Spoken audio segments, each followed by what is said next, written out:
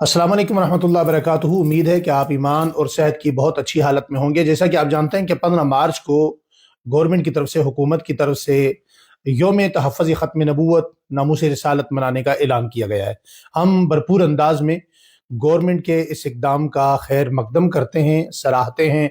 आइंदा भी अल्लाह ताला हमारी हुकूमतों को ऐसी तौफ़ीक़ नसीब फ़रमाए कि वो इन इश्यूज़ पर, कि जहाँ लोग कानून को अपने हाथ में लेने की बात करें, वहाँ गवर्नमेंट को अपने कानून के इम्प्लीमेंट करना चाहिए।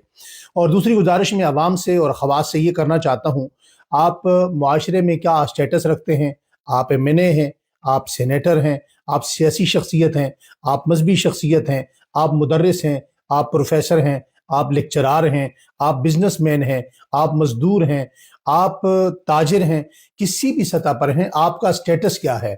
उस स्टेटस के मुताबिक आपका फरीज़ा बनता है कि आप इस दिन अपना हिस्सा डालें, अपना किरदार अदा करें, जानी तौर पर, माली तौर पर शऊर फराहम करने के लिए, आगाही फराहम करने के लिए आप इस मुहिम का हिस्सा बने।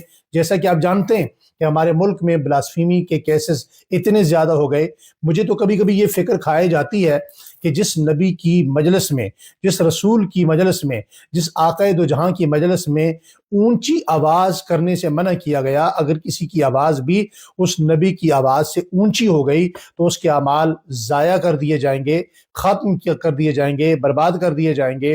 तो जो बंदा गुस्ताही कर रहा है, इसके अमाल का क्या बनेगा, इसके ईमान का क्या बनेगा, ये अपने आप को मुसलमान कैसे कहलाएगा? और मेरे ख्याल में ये जो पे दर पे गुस्ताखियाँ होती हैं, इन गुस्ताखियों का मतलब ही ये है, मकसद ही ये है, इसके पस मंज़र में जो लाबी काम कर रही है, जो लोग काम कर रहे हैं, जो एनजीओज काम कर रही हैं, उनका मकसद ये है कि मुसलमानों को उनकी रेड लाइन पर यूज टू करार दिया जाए। जब मुसलमान यूज टू हो जाएंगे तो इनके लिए तौहीन रिसालत में और हुजूर सल्लल्लाहु अलैहि वसल्लम की गुस्ताही को बर्दाश्त करना इनके लिए आसान हो जाएगा।